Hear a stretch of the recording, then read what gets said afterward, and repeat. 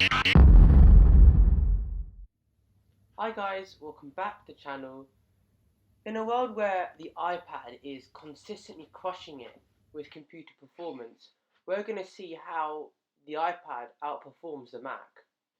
See, this is something the MacBook is currently winning at compared to the iPad, is the trackpad. The force sensitivity and the pressure on the trackpad is way better than the Magic Keyboard on the iPad. Guys, this is macOS Big Sur, Apple's latest update for the MacBook, projected on my laptop via a monitor. So obvious that iOS has influenced macOS Big Sur and MacBooks in general, you know, and that actually the future is in iPad, because Apple have redesigned the icons here. And you can, if you notice in the icons, a lot of them, like music, photos, mail, Safari, are all very, if not basically the same as iOS, the iOS versions of these applications. And, you know, it just makes you feel like, you know, I just feel like I want to be able to use my finger to touch it for gestures and to control this all with my fingers, and even more so with the control center. What this does show is that there could be a touchscreen Mac on the way, but I think Nilay from The Verge said it's the same thing as me, in that macOS Big Sur makes you feel like you want to just use your fingers. You want that touchscreen facility, and it shows you how important iPad has been for the computing industry. See, the reason why the iPad wins over the MacBook, the reason why iPad is now the future of computers in Apple, is simply because so many people nowadays prefer the Apple Pencil and the ability to note take on the Apple Pencil versus typing. You know, for a student, for example, or even if you need this at work, you just can go into any of these apps. So GoodNotes, Notability, and even Notes all are, and there are so many more on the App Store that support the ability to note take on the iPad. And you go into GoodNotes, and there is so much accessibility here.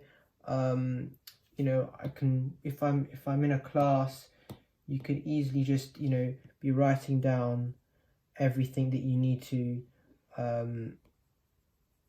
you know, and the Apple Pencil is so responsive, so it really does make it feel like you're taking notes on a paper.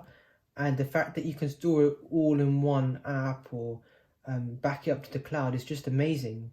And so for note-taking purposes, it's great, and it's never something that the MacBook can replicate. I guess with the MacBook, what you can say about this is that it does have a much better trackpad than the iPad trackpads on the Magic Keyboard, I think it's called. It's way more kind of the gestures, the kind of the pressure sensitiveness you get from it. It's so much more. I've got kind of force touch on this, so I can almost like 3D touch. And this is from a MacBook which is 5 years old. Imagine a MacBook currently in today, 2020, like the M1 Mac. The keyboard in the Magic Keyboard is has got a better kind of, or if not the same performance as this keyboard, which is the butterfly mechanism, or the newer MacBooks. But what it doesn't have is this strip at the top here, where you can control your music, you can control your volume and other brightness things here. So what I would say is, people actually in this day and age don't mind not having a touchpad like this.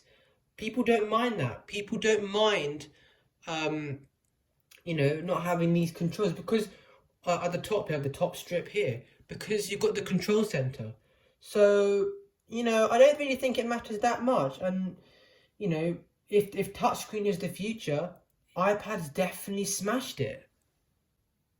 So this is the iPad Pro, and what I would say is it does everything my Mac does and better, to be honest. And so imagine if you had to choose between a MacBook and an iPad, the iPad has, you know, all your work stuff could go on there if you could use kind of Notability or all the apps I've mentioned, or like word processor and stuff. If your work allows it, you could have your work stuff on here and your entertainment stuff. So it really is cheaper, because rather than spending over £1,000 for a MacBook, you could spend the iPad Pro starts at like £700, and even cheaper with education pricing, and you could like get it a cheaper device, but that does both.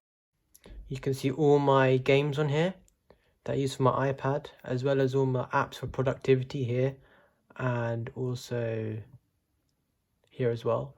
But the raw performance on this is amazing.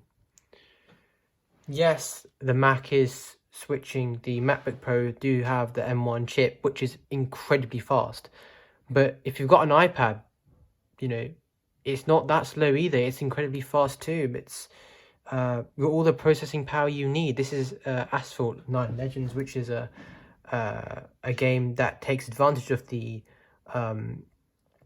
A12X Bionic on this iPad Pro.